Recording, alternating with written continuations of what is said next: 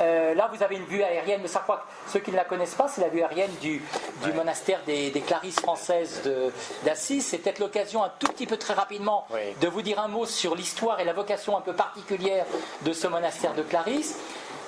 On est à l'époque justement des expulsions, 1903, 1904, 1905. Beaucoup de monastères à cette époque-là sont soit expulsés, soit ont peur d'être expulsés. Et assez souvent, des monastères cherchent des refuges. Alors ça peut être des refuges un peu partout, en Corse, en Italie, en Espagne, en Belgique surtout.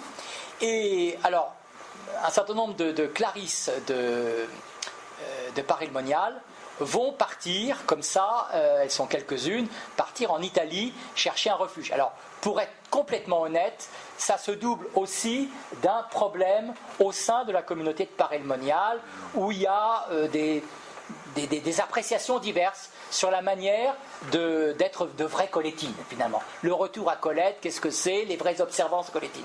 Bon, il y en a qui ne sont pas d'accord les unes avec les autres, et finalement, la solution de faire partir un petit essaim en Italie, c'est peut-être la solution de faire retrouver la paix à la communauté de Paray-le-Monial. N'empêche que vous avez donc un monastère, un petit essaim qui part en Italie, qui se retrouve à Rome, et qui va errer comme ça pendant plusieurs années. On sait exactement ce qu'elles ont fait, qu'elles vont rencontrer le pape, etc., qu'elles trouvent d'être aidées par telle ou telle communauté. C'est fantastique de lire, parce que là aussi il y a des chroniques passionnantes, finalement l'espèce d'odyssée autour de Rome. Et puis tout d'un coup, un jour, c'est là qu'on voit qu'il y a la Providence a des petites choses comme ça, une de leurs bienfaitrices leur envoie un recueil de vues. Des vues anciennes, des photos anciennes, et là-dessus il y avait Assise. Et là, dans la tête de mère Alexis, elle se dit, mais pourquoi est-ce qu'on n'irait pas à Assise? Et un jour, elle débarque à Assise, ça va être très compliqué pour elle, mais ce que je trouve très intéressant, c'est que elle débarque de la gare, et si vous connaissez un peu Assise, vous savez que tout à côté de la gare, vous avez Sainte-Marie-des-Anges. Et elles se disent, évidemment, avant de monter à Assise, avant de chercher un lieu, on va aller à Sainte-Marie-des-Anges. Bon, et à Sainte-Marie-des-Anges, elle tombe sur un frère mineur français, Bernardin Hibald, qui est une grande figure, un religieux qui passait sa vie dans Sainte-Marie-des-Anges, uniquement à faire visiter. Il passait sa vie à faire visiter Sainte-Marie-des-Anges. La portion cul, etc. Tous les détails, ils se connaissaient parfaitement vous savez, dans ces rosiers qui produisent des roses sans épines, etc. Et alors, ce franciscain qui va leur faire visiter va finalement s'attacher profondément à elle et va se dire, écoutez, il voit en elle finalement la possibilité d'une rénovation de la vie Clarisse à Assise.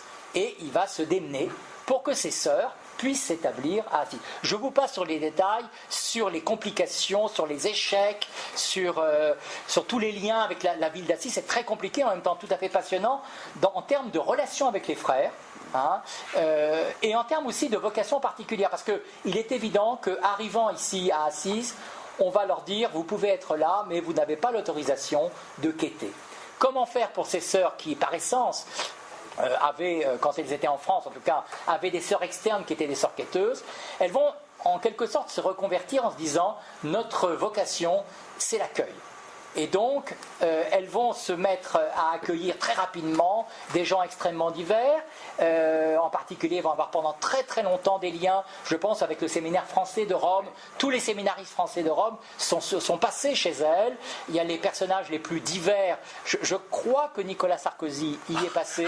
Et depuis ce moment-là, véritablement, je crois que c'est un pôle qu'il faut connaître. Vous avez vraiment intérêt à connaître, parce qu'en plus, vous savez, rentrer chez elle, vous avez une vue sur Sainte-Marie-des-Anges, une vue sur la vallée qui est extraordinaire, vous êtes en plein Assise, et en plus, c'est un pôle finalement, un lien entre les frères mineurs italiens, on peut dire, et la France.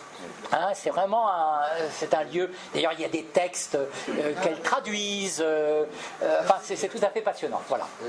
Je vous fais voir juste peut-être à la fin. Elles ont fait faire récemment, mais là, je crois que le Père Pio pourrait en dire davantage, une très belle icône montrant Sainte Claire qui remet la forme de vie justement à Sainte Colette. On parlait tout à l'heure de résurgence, là on l'a complètement. C'est le même que celui qui a fait les... Vous pourriez peut-être rappeler son nom, frère Paolo, voilà, c'est ça.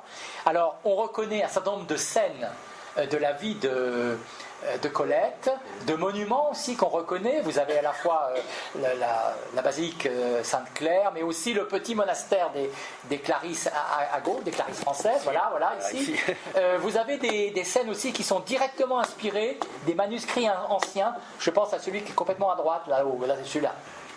C'est un manuscrit qui est à Gand, dont nous avons un facsimilé en bas à la bibliothèque, et qui montre Colette, avec ses sœurs, avec telle ou telle de ses sœurs, qui est un peu comme Thérèse d'Avila, finalement, parcourt les routes dans des carrioles. Alors, il se passe des tas de choses, et en particulier, parcourt les routes pour aller fonder, parce que rappelez-vous, elle a été jusque dans les Flandres hein, pour fonder. C'est non seulement la Bourgogne, mais c'est aussi la Suisse, mais c'est aussi les Flandres. Enfin, je veux dire, c'est une femme qui est constamment en mouvement. Voilà, c'est une très belle icône qui, je crois, qui aide beaucoup à la prière nos sœurs d'Assise.